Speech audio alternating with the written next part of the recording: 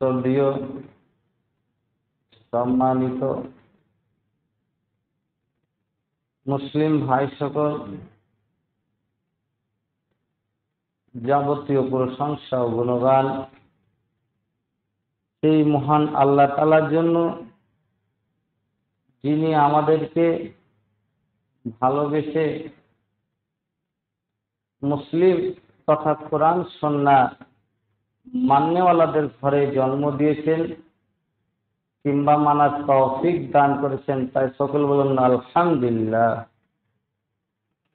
তারপরে পরে আমাদের ধর্মের গুরু, ধর্মের নেতা আহমদ মুস্তফা, মোহাম্মদ মুস্তফা, সকল বলুন সাল্লাল্লাহু আলাইহি সাল্লাম, তার শত শত দুরূদ ও সালাম ও আল্লাহ বারিক আলাইহি।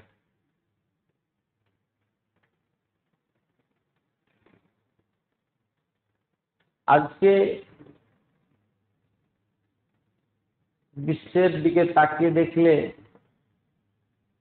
আমরা দেখতে পাই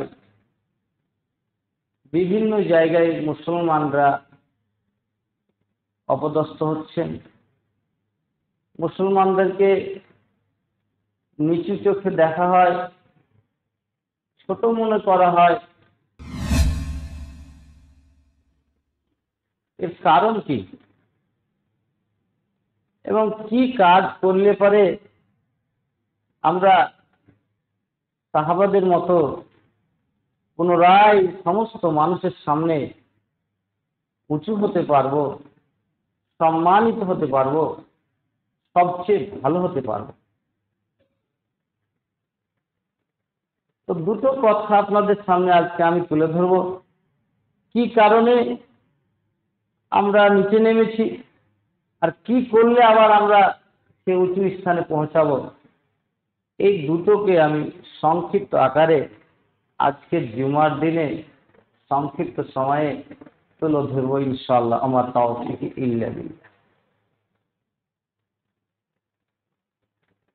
প্রথমে আমি আলোচনা করি আমরা কেন এই নিচু হলাম, কেন আমরা মানুষের কাছে ছোট হয়ে গেলাম, মানুষ কেন আমাদেরকে ছোট মনে করে দেখে। এর সরাসরি উত্তর হবে আমরা কোরআন এবং সুন্নাহ থেকে দূরে সরে গেছি। কোরআন সুন্নাহ মানছি না, কোরআন হাদিস মানি না বলে আজকে আমাদের এই অবস্থা। তারপরে আমাদের মধ্যে অনেক ভাগ, তো মুসলমানের ভাগ, যেই ভাগগুলো আল্লাহ রাসূল সাল্লাল্লাহু আলাইহি সাল্লামের জামানায় একটাও ছিল না।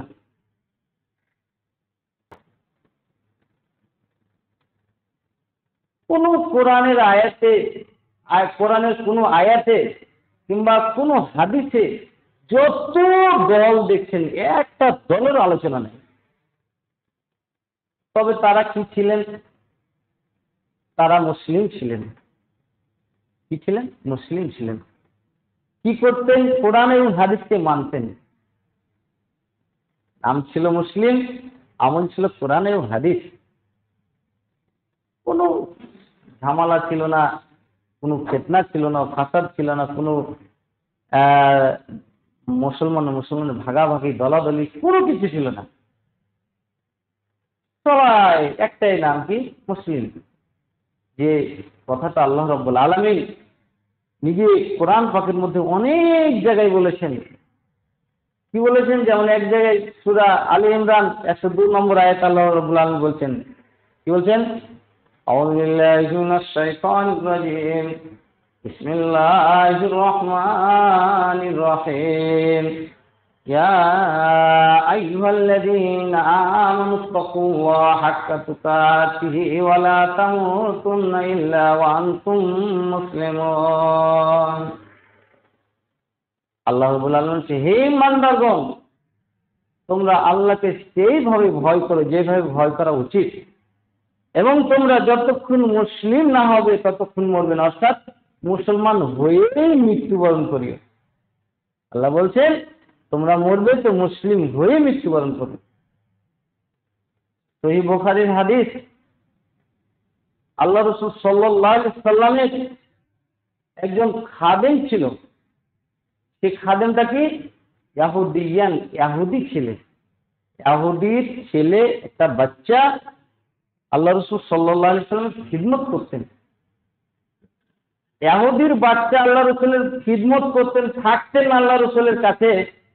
এই কথাটাই বোঝায় যে আল্লাহ রাসূল সাল্লাল্লাহু আলাইহি সাল্লাম কত উন্নত চরিত্রের ছিলেন, কত ভালো মানুষ ছিলেন। যে ইহুদি যাদের সাথে অনেক সময় যুদ্ধ হচ্ছে, অনেক সময় লড়াই হচ্ছে, তা সত্ত্বেও তারা নিজের বাচ্চাকে আল্লাহ রাসূল সাল্লাল্লাহু আলাইহি সাল্লামের কাছে রেখে যাচ্ছেন। তার মানে কত আমালওয়ালা ছিলেন, কত নিরাপত্তা দানকারী ছিলেন, কত বিশ্বস্ত লোক ছিলেন যে ইহুদি নিজের বাচ্চাকে আল্লাহ রাসূলের বাড়িতে রেখে যাচ্ছেন। আল্লাহু আকবার। জি, অনেক সময় যুদ্ধ হচ্ছে, আবার দেখুন বাচ্চা রেখে যাচ্ছেন যে আমার বাচ্চাকে কিছু করবেন না, কোনো ক্ষয়ক্ষতি হতে দিবেন না, তাই না? যাই হোক, এই বাচ্চাটা অসুস্থ হয়ে গেলেন। আল্লাহ রাসূলের সাল্লাল্লাহু আলাইহি সাল্লামের বৈশিষ্ট্য ছিল অসুস্থ হলে দেখতে যেতেন, খোঁজ খবর নিতেন, কে অসুস্থ হলো, কে কি ব্যাপার, আমাদের মুখ সাহাবা কোথায়, এরকম খোঁজ নিতেন। এবং অসুস্থ ব্যক্তিকে দেখতে যাওয়াটা আল্লাহ রাসূল বলছেন মুসলমানদের 6টা হকের মধ্যে এটা একটা হক, তাই না ভাই? যাই হোক, আল্লাহ রাসূল সাল্লাল্লাহু আলাইহি সাল্লাম সেই বাচ্চাটাকে দেখতে গেলেন, ইহুদির বাড়ি গেলেন। বাড়ি গিয়ে বসে গেলেন কোথায়? ইনদা রাসিহি, বাচ্চাটার মাথার সামনে বসে গেলেন। বা বসে গিয়ে বলছেন, আল্লাহ রাসূল সাল্লাল্লাহু আলাইহি সাল্লাম বলছেন আসলিম।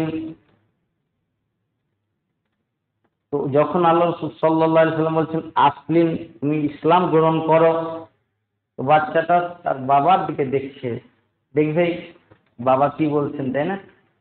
বাবা বলছেন আপনি আবাল কাসিম। আল্লাহ রাসূল সাল্লাল্লাহু আলাইহি সাল্লাম বলছেন আসলিম, বাবা বলছে আপনি আবাল কাসিম। কথা বুঝাতে পেরেছি ভাই? বুখারী শরীফের রায় আল্লাহ রাসূল বলছেন তুমি ইসলাম গ্রহণ করো। বাচ্চাটা বাবার দিকে তাকাচ্ছে, বাবা বলছেন আপনি আবাল কাসিম, আবুল কাসিম তুমি ইতাআত করে নাও, মেনে নাও। আবুল কাসিম যে কথাটা বলছেন সেই কথাটা মেনে নাও। তার মানে মুহাম্মদ সাল্লাল্লাহু আলাইহি সাল্লামের একটা ছেলে ছিল কাসিম, তার জন্য তাকে আবুল কাসিম বলা হতো। কাসিমের বাবা অর্থাৎ মুহাম্মদ সাল্লাল্লাহু আলাইহি সাল্লাম কথাটা মেনে নাও। এই কথা যখনই আল্লাহ রাসূল সাল্লাল্লাহু আলাইহি সাল্লাম ওই ছেলেটার বাবা বললেন, তখন সে ইসলাম গ্রহণ করলেন। বাচ্চাটা ইসলাম গ্রহণ করলেন, ইহুদির বাচ্চা ইসলাম গ্রহণ যখনই হলো, আল্লাহ রাসূল সাল্লাল্লাহু আলাইহি সাল্লাম খুশি হয়ে, আনন্দিত হয়ে এই শব্দগুলো বলছিলেন। কি শব্দগুলো শুনুন, আলহামদুলিল্লাহিল্লাযী আনকাযাহু মিনান নার। সমস্ত প্রশংসা সেই মহান আল্লাহ তাআলার জন্য, যিনি এই বাচ্চাটাকে জাহান্নামের আগুন থেকে বাঁচিয়ে নিলেন। একবার আলহামদুলিল্লাহ বলি। আলহামদুলিল্লাহ। কি বুঝা গেল ভাই? আল্লাহ বলছেন তোমরা যখনই মরবে মুসলমান হয়ে মরো। আল্লাহ রাসূল দেখছেন এই মৃত্যুর মুহূর্তে যে বাচ্চাটা, তাকে বলছেন তুমি ইসলাম গ্রহণ করে মরো, তাই না? এটাই দাবি থাকবে আমরা যে কোনো মুহূর্তে যখনই মৃত্যু আসবে আমরা যেন মুসলিম হয়ে মরি। যেমন সমস্ত সাহাবারা মুসলিম হয়ে মরেছেন, সমস্ত তাবিঈন, সমস্ত তাবিঈন মুসলিম হয়ে মারা গেছেন, সমস্ত মুহাদ্দিসিন কিরাম মুসলিম হয়ে মারা গেছেন। আমরাও যেন মুসলিম হয়ে মারা যাই ভাই, এদিক ওদিক না ছিটাই। আমি ইশারাতে কথা বলতে চাইছি ভাই, বুঝবার চেষ্টা করুন। যার কোনো দলিল নেই সেই দিকে যাওয়ার কোনো প্রয়োজন নেই, যার দলিল ঘুরি ঘুরি আছে সেইভাবে আমরা চলবো, সেখানেই নাজাত আছে। তবে আবার আল্লাহ রাব্বুল আলামিন সাহাবাওয়ালা ইজ্জত দিবে। শুনুন, আল্লাহ রাব্বুল আলামিন সূরা আল হজ একেবারে শেষের আয়াতে একটা অংশ বলছেন। কি বলছেন?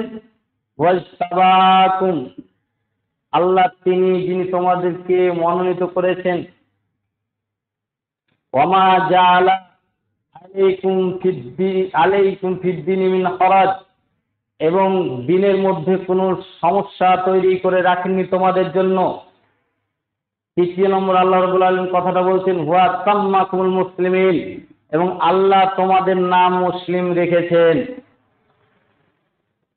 কথা বুঝাতে পেরেছি ভাই? আমাদের নাম আল্লাহ মুসলিম রাখলেন, আর আজকে আমাদের মুসলিম বলতে সমস্যা কি? অন্য যেটা যেটা নিজে তৈরি করে গেছি সেটা বললে খুব খুশি। আমার কথাগুলো বুঝতে আসেনি? যে যে আমরা মাযহাব তৈরি করে রেখেছি, যে যেটা তৈরি করে রেখেছি সেটা বললে খুশি আছে, বাকি মুসলিম বলে মনে তৃপ্তি হয় না। কেমন সাহাবারা ইন্নানি মিনাল মুসলিমিন, আমি একজন মুসলমানদের। আল্লাহ রাব্বুল আলামিন নিজে ঘোষণা করে বলছেন আল কোরআনুল কারীমের সূরা ফুসসিলাত, যার অন্য নাম হামিম সাজদা, সূরা নম্বর 41 আয়াত নম্বর 33, আল্লাহ রাব্বুল আলামিন বলছেন আউযু বিল্লাহি মিনাশ শাইতানির রাজীম বিসমিল্লাহির রহমানির রহিম ওমান আহসানু ক্বাওলাম মিম্মান দাআ ইলাল্লাহ ওয়া আমিলা সালিহান ওয়া ক্বালা ইন্নানি মিনাল মুসলিমিন। আল্লাহ রাব্বুল আলামিন তাদের থেকে কথার দিক দিয়ে আর কে ভালো হতে পারে যারা কি করেন? মিম্মান দাআ ইলাল্লাহ, মানুষকে আল্লাহর দিকে আহ্বান করেন, ওয়া আমিলা সালিহান, নিজে নেক আমল করেন, ওয়া ক্বালা ইন্নানি মিনাল মুসলিমিন, এবং বলেন যে আমি মুসলমানের একজন। মুসলমানের যারা এই তিনটি কাজ, নিজে কি করেন? আল্লাহকে অন্যদেরকে আল্লাহর দিকে আহ্বান করেন, নিজে সৎ আমল করেন এবং বলেন আমি মুসলমানের একজন। আল্লাহ রাব্বুল আলামিন বলছেন এর থেকে কথার দিক দিয়ে আর কারো কথা ভালো নয়, এই লোকটার থেকে আর কেউ ভালো নয়। আলহামদুলিল্লাহ বলেন। এখানে কি বলতে বলছেন? মুসলিম বলতে হচ্ছে। তাকে আমরা বলার দিক দিয়েও মুসলমান নয়, আমলের দিক দিয়েও কোরআন হাদিস মাননেওয়ালা নয়, তো ইজ্জত কোথায় হবে ভাই? ও জামানা में मुअज्जल थे मुसलमान होकर, वो जमाना में मुअज्जल थे मुसलमान होकर, आज जलील व खार हुए तारीख कुरान होकर। কথা বুঝাতে পেরেছি ভাই? মুসলমান হয়ে তারা কত উন্নতশীল উঁচুশীল হয়ে থেকেছেন, ইজ্জতওয়ালা হয়ে থেকেছেন। আজকে আমরা কোরআন হাদিস ছেড়ে দিয়ে মানুষের পায়ে তলে লাঠি খাচ্ছি, জুতা খাচ্ছি। ভাই সকল, আমার বলার উদ্দেশ্যে একটা পয়েন্ট সংক্ষিপ্ত আকারে আলোচনা করে শেষ করার চেষ্টা করছি। সেটা হচ্ছে এই যে আমাদের আজকে একটু নিচু হয়ে যাওয়ার কারণ হচ্ছে আমরা কোরআন হাদিস ছেড়েছি আর নিজেকে মুসলিম নাম না দিয়ে বিভিন্ন নাম দিয়ে দলে বিভক্ত হয়ে আজকে শেষ করে দিয়েছি। মুসলমানের ইউনিটি শক্তিকে নষ্ট করে দিয়েছি। আজকে কেউ মরছে থেকে ভাসছে। দুঃখের বিষয়, মুসলমান ভাই কালমা পড়েছেন, মুসলমান ভাই আপনার বেদনা থাকতে হবে। আরে তার আমলেও কিছু ভুল হলো, কালমা পড়েছেন উনি, কোথায় পৌঁছেছি মুসলমান? বরং অনেক মুসলমান নাউজুবিল্লাহ ভাবছেন, কেউ যদি কোনো মুসলমান মৃত্যুবরণ করছে, কোনো জালেম সেই মুসলমানকে হত্যা করছে, শহীদ করে দিচ্ছেন, তো কেউ দুঃখ প্রকাশ করলে অন্য মুসলমান আবার বাধা দিচ্ছে, তুই মুনাফিকের উপরে দুঃখ প্রকাশ করছে। কত দূর নিচে নেমেছি ভাই! আরে মুসলমান দূরে থাক, সমস্ত মানুষ আমরা ভাই ভাই। আল্লাহ রাব্বুল আলামিন নিজেই বলেছেন ইয়া আইয়ুহান নাস ইন্না খালাকনাকুম মিন যাকারিন ওয়া উনসা, হে মানুষ সম্প্রদায় তোমরা শুনে নাও, আমি তোমাদের সকলকে এক নর নারী থেকে সৃষ্টি করেছি। এখানে কি বোঝাতে চাইছেন আল্লাহ? তোমাদের সকলের বাবা মা এক, অর্থাৎ সকলে আমরা ভাই ভাই। চলে আসুন, আমি ওইদিকে যেতে চাচ্ছি না, আমি এইদিকে আছি। কমসে কম আমরা মুসলমান তো বুঝবো যে ভাই ভাই। এই কথাটা কোথায় গেল ভাই? এই বেদনা নেই, তার জন্য আজকে আমাদের দুরবস্থা। এই ক্ষতির দিকে আমরা চলে যাচ্ছি দিনের পর দিন। চলে আসুন, উদার দিলে আপনাদের মসজিদে আমি লাব্বাইক বলে এসেছি। এর আগে আসবার চেষ্টা করেছিলাম, একটা অঘটন ঘটে গেছিল, আসতে পারিনি। আলহামদুলিল্লাহ এসেছি, কারণ আমি শুনেছি আপনারা খালিজ কোরআন হাদিস মান্নাওয়ালা, নিজেকে মুসলিম বলনেওয়ালা বলে আমি লাব্বাইক বলে ধরেছিলেন। আসবো ভাই ইনশাল্লাহ, যতবার ডাকবেন ততবারই আসবো, আমি ইনশাল্লাহ আসবো, অদা করে গেলাম। শুনুন, খালিজ মুসলিম হতে হবে, কোরআন হাদিস মাননেওয়ালা হতে হবে, আল্লাহর মদদ নেমে আসবে। আপনি দুজন যদি হন, দুজনের উপরেই মদদ নেমে আসবে। কিভাবে মদদ নেমে আসবে? ওই লম্বা হাদিস আজকে আর আমি বলছি না, কিন্তু মদদ নেমে আসবে। ছোট্ট করে শুধু আজকে ইশারা দিয়ে দিচ্ছি। 3 জন বানি ইসরায়েলের মধ্যে 3 জন লোক একটা গর্তে, যে হঠাৎ ঝড় উঠলো, গর্তে গিয়ে কি হলো, লুকাইলেন যে আর নাজাত কি করে পাওয়া যায়। সেই 3 জন ভাই খালিস তাদের আমল ছিল বলে নাজাত পেয়েছিলেন, তাই না ভাই? মাত্র 3 জন ছিলেন, 3 জনের কথাতে একটা বিশাল পাথর পড়ে গেল। আপনি যদি 2জনই মুসলিম থাকেন, খাঁটি মুসলিম, কোরআন হাদিস মাননেওয়ালা, নিজেকে মুসলিম বলনেওয়ালা, অন্য কোন সম্প্রদায়ের সাথে সম্পর্ক না রেখে যেই সাহাবাওয়ালা, যার সাহাবারা যে নিজেকে মুসলিম বলেছিলেন, সেই বলনেওয়ালা হন, কোরআন হাদিস মাননেওয়ালা হন, 2জন থাকলে 2জনের উপরে মদদ নেমে আসবে আল্লাহ। বলে মৌলানা সাহেব এত দোয়া করছি, আমাদের উপরে মদদ করে, মদদ আসবে না ভাই? আপনি মদদের রাস্তা বন্ধ করে রেখেছেন। একাই থাকুন, আপনার মতো লোকের জন্য ট্রেন দাঁড়িয়ে যাবে। দোয়া করুন, আল্লাহ ট্রেন বন্ধ করেন, এখানে দাঁড় করান, দাঁড়াবে। আল্লাহর ঘরে আমি বলছি আপনাদের সামনে, নিজের ক্যালি দেখাবার জন্য নয়, 2বার আল্লাহর কাছে আমি ট্রেন বন্ধ করা, দাঁড় করাবার জন্য দরখাস্ত করেছিলাম। 2বারই দাঁড়িয়ে গেছে সে এক্সপ্রেস ট্রেন, আলহামদুলিল্লাহ, পুলিশ স্টেশন ছাড়াই মিডিল রাস্তায়, আলহামদুলিল্লাহ। আমার মতো লোকে যদি দাঁড়ায়, তো আপনার কেমন দাঁড়াবে না ভাই? চলে আসি। আমার বলার উদ্দেশ্য, আমরা খালিস কোরআন হাদিস মাননেওয়ালা, নিজেকে মুসলিম বলনেওয়ালা যদি হয়ে যায়, আল্লাহর মদদ নিয়ে আসবে। আজকে থেকে আল্লাহ আপনাকে উঁচু করে দিবে। চলে আসি এইদিকে, লম্বা না করে সেই দিকে, যে সবচেয়ে ভালো হওয়ার উপায় কি ভাই? সবচেয়ে ভালো হওয়ার উপায় কি? সবচেয়ে উঁচু হয়ে থাকার উপায় কি? সবচেয়ে ভালো হওয়ার উপায় কি? এই যে প্রশ্ন আপনাদের সামনে আমি ছুড়লাম, আপনারা অনেকে ভাববেন সবচেয়ে ভালো হওয়ার উপায় কি? সালাত আদায় করা। সবচেয়ে ভালো হওয়ার উপায় কি? যাকাত দেওয়া। সবচেয়ে ভালো উপায় কি? গরিব মিসকিনকে দান করা। সবচেয়ে ভালো উপায় কি? হজ করা। এগুলোই তো বলবেন, তাই না ভাই? নিঃসন্দেহে এগুলো ভালো, কারণ ইসলামের বুনিয়াদ। এই জিনিস না থাকলে আপনার ইসলাম থাকবে না। এগুলো ইসলামের স্তম্ভ বলা হয়েছে, সহিহ বুখারীর হাদিসে, মুসলিম শরীফের হাদিসে। কিন্তু সবচেয়ে ভালো এই কথাটা এইগুলোতে বলেছেন আমার জানা নেই। তবে সবচেয়ে ভালো কিসে বলেছেন? আল্লাহ রাব্বুল আলামিন সূরা আলে ইমরান 110 নম্বর আয়াতে বলছেন যে সবচেয়ে কারা ভালো। আল্লাহ বলছেন, আল্লাহর কথাটা আমি তর্জমা করে দিব আপনাদের সামনে। আউযু বিল্লাহি মিনাশ শাইতানির রাজিম, বিসমিল্লাহির রহমানির রহিম। কুনতুম খায়রা উম্মাতিন উখরিজাত লিন-নাস তা'মুরুনা বিল মা'রুফি ওয়া তানহাউনা আনিল মুনকার ওয়া তু'মিনুনা বিল্লাহ। আল্লাহ 3টি গুণের কথা বলছেন। সবচেয়ে ভালো হতে গেলে আল্লাহ বলছেন 3টি গুণ তোমার মধ্যে থাকতে হবে, তবে আমি তোমাকে দুনিয়া আখিরাতে সবচেয়ে ভালো করে দেবো। 3টি গুণ কি? আল্লাহ রাব্বুল আলামিন 1 নম্বর গুণ বলছেন। প্রথমে বলছেন, এইভাবে বলছেন, কুনতুম খায়রা উম্মাহ, তোমরা সবচেয়ে ভালো উম্মত, ভালো জামাত, ভালো দল। সবচেয়ে, খায়র মানে আখিয়ার, ইসিম তাবদীলের টাকা, মানে সবচেয়ে ভালো, এর থেকে ভালো হয়নি। উখরিজাত লিন-নাস, তোমাদেরকে মানুষের জন্য বার করা হয়েছে। তার মানে আজকে থেকে আমরা চিন্তা ভাবনা শুরু করব মানুষের জন্য, নিজের জন্য না। কোন নবী যদি কাল কিয়ামতের মাঠে আলাইহিস সালাতু সালাম বলেন, আমি খুব নামাজ পড়েছিলাম, খুব ইবাদত করেছিলাম, খুব জিকির করেছিলাম, আল্লাহ বলে এইগুলোর প্রশ্ন তোমার জবাব চাইনি, তুমি কতটা দাওয়াতের কাজ করেছি এইটার জবাব দাও। বলবেন না ভাই? বলে ওইটার জন্য পাঠাইনি। যেমন একজন স্যার যদি বলে, আমি খুব রাত্রে স্টাডি করি, আমার অমুক সব বই আমি পড়ে ফেলেছি, রাত 12টা অবধি পড়ি, অমুক করি। আমি কি বলবেন? সেক্রেটারি বলবেন প্রতিষ্ঠানের, আপনি কত বই পড়ছেন এটা চাই না, আপনি কতটা বাচ্চা মানুষ করছেন এটা আমরা চাই। বলবেন না ভাই? কি ভুল বলছি নাকি? সেই রকম উম্মতে মুহাম্মাদি, আপনি নবীওয়ালা উম্মত, নবীদের কাম অর্থাৎ দাওয়াত তাবলীগের কাম স্বয়ং আল্লাহ রাব্বুল আলামিন আপনার উপর দায়িত্ব দিয়ে দিয়েছেন, যে সেই নবীর আসার রাস্তাটা বন্ধ করে দিয়ে আপনার মতো লোকগুলোকে নবীওয়ালা কাম দিয়ে চলে গেছেন। আপনি কাল কিয়ামতের মাঠে যদি বলেন, আমি খুব ইবাদত করেছিলাম, আরে এগুলো তো করবেনই, কিন্তু আসল কাজ আপনার আমার, সেটা হচ্ছে কি উখরিজাত লিন-নাস, মানুষের জন্য পাঠাচ্ছেন। তাই মানুষের জন্য পাঠাচ্ছেন, তবে মানুষের সাথে আমি কতটা কি করেছি এটা হিসাব দিবেন আল্লাহ। পাঠাচ্ছেন যখন মানুষের জন্য, তা আমি মানুষের কতটা কল্যাণ করতে পারলাম, মানুষকে আমি কতটা কোরআন হাদিস শোনাতে পারলাম, মানুষকে কতটা আল্লাহর দিকে ডাকতে পারলাম, মানুষের কতটা পাশে দাঁড়াতে পারলাম, ক্ষুধার্ত ব্যক্তিকে কতটা খাবার দিতে পারলাম, সেই উলঙ্গ ব্যক্তিকে কতটা কাপড় দিতে পারলাম, এটাই আমার মেন প্রশ্ন।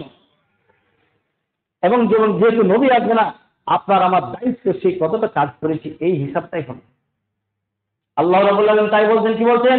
কুনতুম খায়রা উম্মাতিন উখরিজাত লিন-নাস তা'মুরুনা বিল মারুফ। এক নম্বর গুণ হচ্ছে তোমরা মানুষকে ভালো কাজের আদেশ করবে, ওয়া তানহাউনা আনিল মুনকার, মানুষকে খারাপ কাজ থেকে নিষেধ করবে, ওয়া তু'মিনুনা বিল্লাহ, আল্লাহর উপরে ঈমান রাখবে, আল্লাহকে বিশ্বাস করবে। আগো ঈমান আগে না দাওয়াতের কাজ আগে? গো ঈমান আগে, তাই না ভাই? আল্লাহ কয় নম্বরে ঈমান কিনেছেন? 3 নম্বর নিয়ে আসছেন। আগে ঈমান নিয়ে আসা উচিত ছিল। জি, এখানে দাওয়াতের গুরুত্ব বোঝাতে চেয়েছেন আল্লাহ। এবং যারাই আমরা ঈমান পেয়েছি কারো আহ্বানের মাধ্যমেই পেয়েছি, তাই জন্য দাওয়াত হচ্ছে ইবাদতের মা। মা আগে, ছেলে যতই বড় হোক মা আগে, মায়ের কথাটাই আগে উল্লেখ হবে। তো ভাই সকল, এই 3টি গুণের কথা আল্লাহ রাব্বুল আলামিন বলছেন, ভালো কাজের আদেশ, খারাপ কাজ থেকে নিষেধ এবং আল্লাহর উপরে ঈমান। 3টি কথা মনে রাখবেন, এটা আল্লাহর কথা। নবী করিম সাল্লাল্লাহু আলাইহি সাল্লাম কি বলছেন? সবচেয়ে ভালো হতে গেলে কি করতে হবে? নবী করিম সাল্লাল্লাহু আলাইহি সাল্লাম তার পবিত্র ভাষায় 2টো গুণের কথা আলোচনা করেছেন। সহিহ বুখারী শরীফের হাদিস, উসমান বিন আফফান রাদিয়াল্লাহু তাআলা আনহু, অর্থাৎ 3য় খলিফা, তার থেকে হাদিসটি বর্ণিত। কি বলছেন? খায়রুকুম, ক্বালা নবী সাল্লাল্লাহু আলাইহি সাল্লাম, আল্লাহ রাসূল বলেছেন, খায়রুকুম মান তাআল্লামাল কুরআন ওয়া আল্লামাহু, তোমাদের মধ্যে তারাই সবচেয়ে উত্তম যারা নিজে কোরআন শিখে এবং অপরকে শিখায়। কথাটা বুঝবেন, কত ব্যাপক শব্দ। আল্লাহ তাআলা খায়র শব্দটা ব্যবহার করেছেন। 3টে গুণ থাকলে সবচেয়ে ভালো খায়। আর নবী করিম সাল্লাল্লাহু আলাইহি ওয়াসাল্লাম ওই একই শব্দ, আল্লাহর শব্দকে নকল করে বলছেন, খায়রুকুম মান তাআল্লামাল কুরআন ওয়া আল্লামাহু, তোমাদের মধ্যে তারাই সবচেয়ে উত্তম যারা নিজে কোরআন শিখবে এবং অপরকে শিখাবে। কোরআন তেলাওয়াতের কথা বলা হলো নাকি ভাই এখানে? জি না, তেলাওয়াত করলেন, এটা আপনার পার্সোনাল ব্যাপার এবং সংক্ষিপ্ত জিনিস। কোরআন শিখে নিলেন, তেলাওয়াত করছেন, তাই না? কিন্তু কোরআন শিখার শেষ নাই। মরা পর্যন্ত আপনি তাফসীর পড়তে থাকবেন, তার শেষে মনে হবে আমি অনেক জায়গায় বুঝতে পারলাম না, মনে হবে। কথা বুঝাতে পেরেছি ভাই? অতএব কোরআন শিখতে হবে, অপরকে শিখাতে হবে।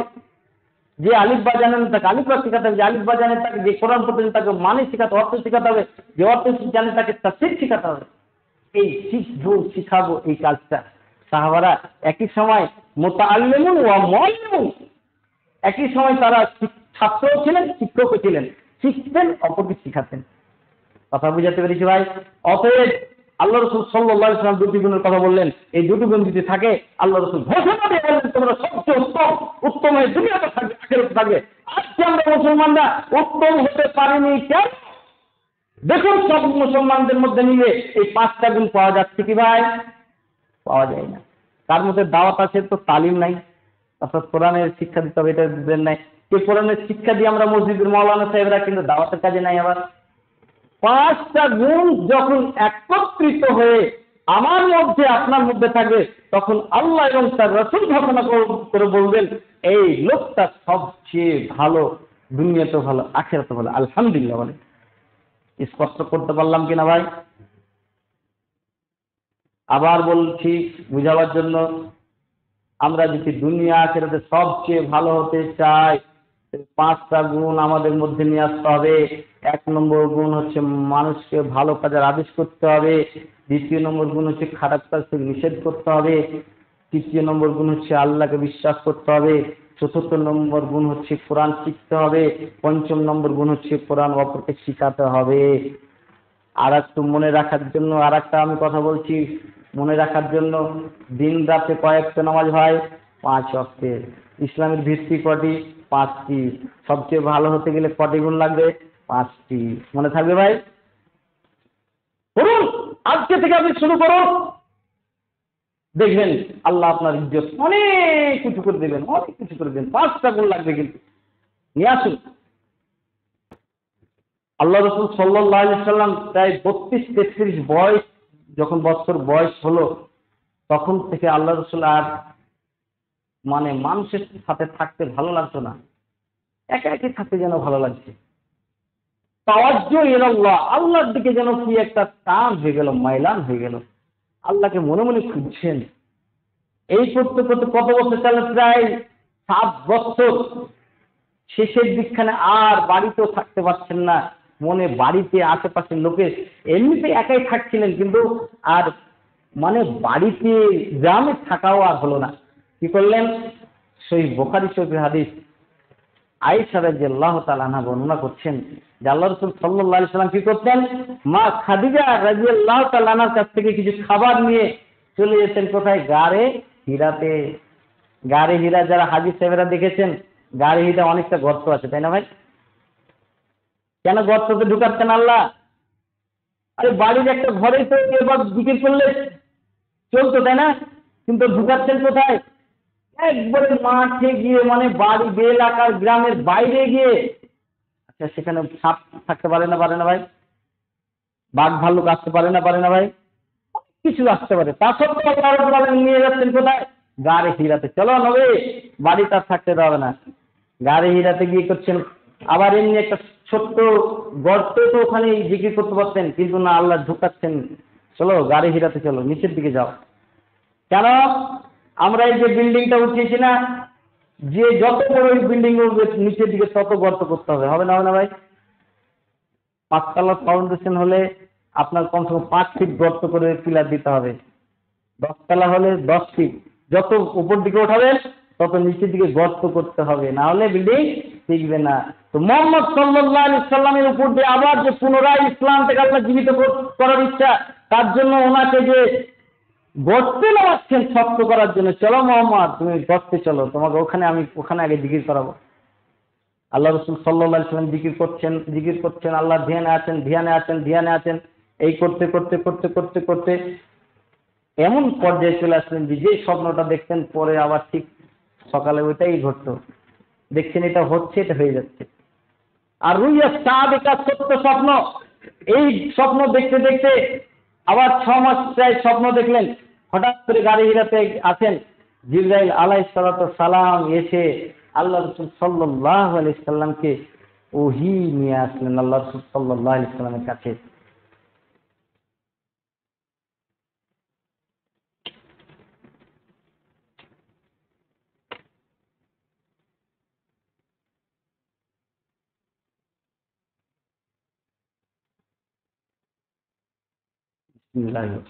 ইন্নাল হামদুলিল্লাহি ওয়াহদা ওয়াসসালাতু ওয়াসসালামু আলা মান লা নাবিয়্যা বা'দা, আম্মা বা'দ।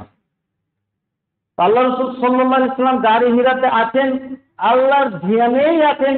জিবরাইল আলাইহিস সালাতু সালাম এসে বলছেন, ইকরা, হে মুহাম্মদ সাল্লাল্লাহু আলাইহি সাল্লাম আপনি পাঠ করুন, পড়ুন।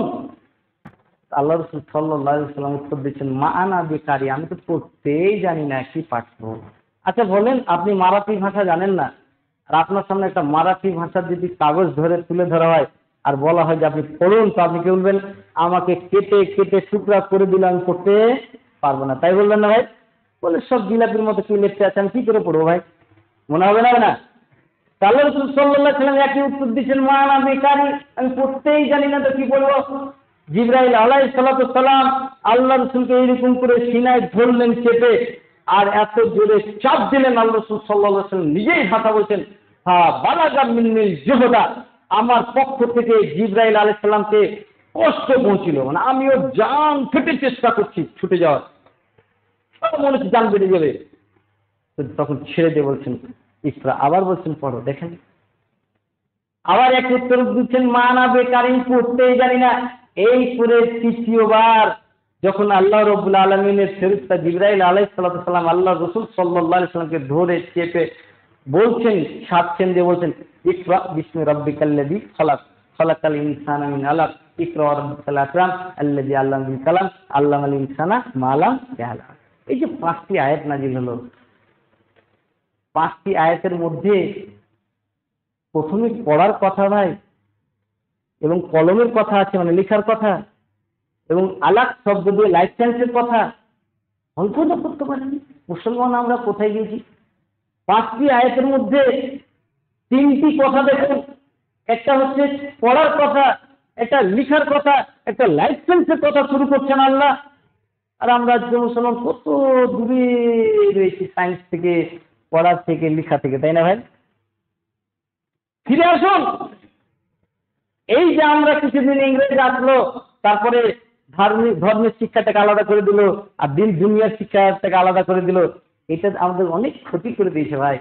সেই বাগদাদে চলুন, আরো সেই আল্লাহ রাসূল সাল্লাল্লাহু আলাইহি সাল্লামের 200 বছর পর 300 বছর পর দেখুন সে কি বিশাল বড় বড় ইউনিভার্সিটি ছিল। তখনকার সময় অনেক মুসলমান অনেক বিষয়ে অনেক কিছু বই লিখেছেন, তাই না ভাই? আমরা দেখছিলাম গণিত বিষয়ে, সায়েন্স বিষয়ে, জ্যোতির্বিজ্ঞান, কত বিজ্ঞান বিষয়ে কত রকম বই লিখেছেন মুসলমানরা। আর আজকে আমরা শুনতে গেলাম। আমি বুঝাতে চাইছি সেই ইসলাম আল্লাহর যেটা দাবি সেইভাবে আমাদের চললে পরে ইজ্জত বেড়ে যাবে। আজকে যদি আমি মৌলভী সাহেব হতাম আর ব্যারিস্টার হতাম তবে আমার ইজ্জত থাকতো না ভাই। আজকে মৌলভী সাহেবদেরকে অনেক কি করেছে, বাড়ির বিচার তাতেও বলছে তুমি বয়স্ক মানুষ কেন আসছো, মাদ্রাসা থেকে এসছো, মসজিদ থেকে এসে তুমি ঘুমাও। আরে বাড়ির বিচার তাতেও বিচারে নিচ্ছে না, কত নিচে নেমেছে। এই মৌলানা সাহেব যদি এলাকার এমএলএ হতেন, আর মৌলানা সাহেব এবং এমএলএ, মৌলানা সাহেব এবং একটা ব্যারিস্টার, মৌলানা সাহেব একটা প্রফেসর, মৌলানা সাহেব একটা ডক্টর, মৌলানাকে রাস্তাতে দেখলেই বলতেন আসসালামু আলাইকুম, আসুন আসুন, মানে দুটো গল্প করতে বলতে মজা আছে, তাই না ভাই? আর বাড়ির বিচারও নিচ্ছে না, নিচে নেমে গেছি। তো যাই হোক ভাই সকল, 5টি আয়াতের মধ্যে 3টি আয়াত শুধু লেখা পড়া সায়েন্সেরই কথা বলছে। আর আল্লাহ বলছেন ইজ্জত কলম দিয়ে আছে, ইজ্জত কলম দিয়ে আছে, ইজ্জত পড়াতেই আছে, ইজ্জত রবকে চিনাতে আছে। যা হোক, সময় শেষ। আল্লাহ যদি আমাকে সামনের সপ্তাহে নিয়ে আসে একেবারে এখান থেকে শুরু করবো ভাই, যেখানে ছাড়লাম। বড় বুখারী শরীফের হাদিস আছে, তারপর আবার নিয়ে যাবো একের পর ধাপ দিয়ে আপনাদের কুফর শিরক বেদাত সম্পর্কেও আলোচনা করবো ইনশাআল্লাহ, খুলে আলোচনা করব। এবং আমার মধ্যে আপনারা একটা মনে রাখবেন, কোনো মাঝহাবি টান নাই, কোনো স্বার্থ নাই, কোনো ব্যক্তিগত ইচ্ছা নাই, কোনো উদ্দেশ্য নাই। উদ্দেশ্য শুধু আল্লাহকে খুশি করা এবং কোরআন এবং সুন্নাহ অনুযায়ী পুরো মানুষ নিজেকে চলা এবং মানুষকে তার দিকে আহ্বান করা, এটাই আমার উদ্দেশ্য। আল্লাহ যেন আমাদের সকলকে কোরআন সুন্নাহ অনুযায়ী চলার তৌফিক দান করেন, আমিন। এবং নিজেকে মুসলিম বলে এবং সমস্ত মুসলমানরা ভাই ভাই এই বলে দাবি করার তৌফিক দান করেন, আমিন। আল্লাহ যেন আমাদের সকলের জান মাল কবুল করেন, আমিন। اللهم صل على محمد وعلى ال محمد كما صليت على ابراهيم وعلى ال ابراهيم انك حميد مجيد. اللهم بارك على محمد وعلى ال محمد كما باركت على ابراهيم وعلى ال ابراهيم انك حميد مجيد. ربنا تقبل منا انك انت السميع العليم. سبحان ربك رب العزة عما يصفون وسلام على المرسلين والحمد لله رب العالمين. آمين برحمتك يا ارحم الراحمين.